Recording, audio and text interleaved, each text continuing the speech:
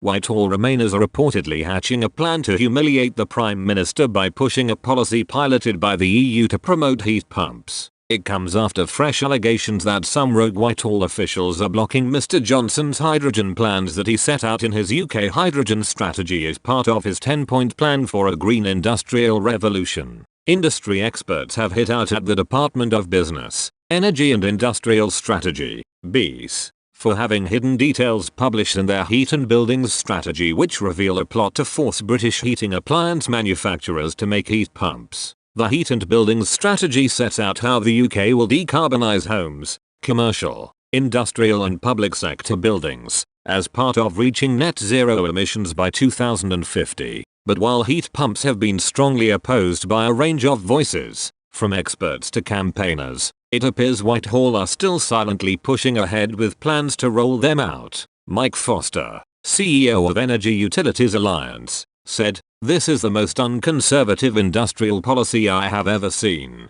To force successful British businesses to make what Whitehall officials want, rather than what consumers want, is an extraordinary degree of state meddling. If consumers want heat pumps, then these manufacturing businesses will make and sell them. But to be fined for not selling something the public currently don't want is bizarre, more so when cabinet ministers accept that heat pumps aren't yet ready for the mass market. It is almost as if Whitehall officials are deliberately trying to embarrass the Prime Minister by using the tactics he has previously derided the EU for using. It's the revenge of the Remainers within BEIS. On average, heat pumps £10,000 to install, and even with the government confirming it will hand out £5,000 grants, opponents of the strategy have been critical of the high cost of heat pumps. While a £450 million fund will cover just 90,000 heat pump installations over 3 years, the government's own goal is 600,000 a year by 2028 as it plans to phase out gas boilers as part of the green transition.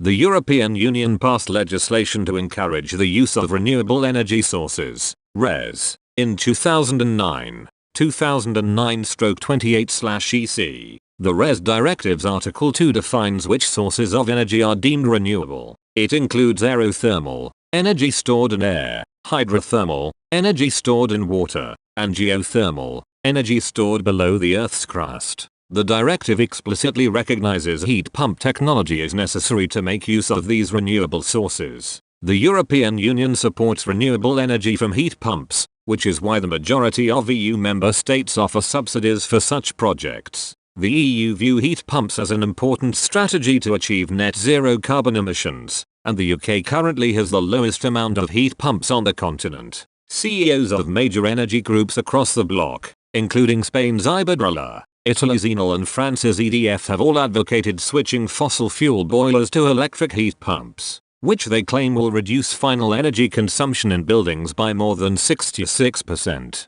But Mr. Foster is not impressed by the EU's heat pump obsession. He said there is absolutely no need for the UK to sheepishly follow the EU on a policy they know little about. He added, "The most disturbing aspect of this policy is the sheer lack of understanding in how markets work. If the government want heat pumps installed, it needs to make them more attractive to consumers. According to the PM, they cost 10 grand a pop, well beyond the reach of most. People can't afford them. Without consumer demand, business won't supply products for fear of creating a mountain of unsold heat pumps filling warehouses across the land, all because Whitehall thinks it knows best."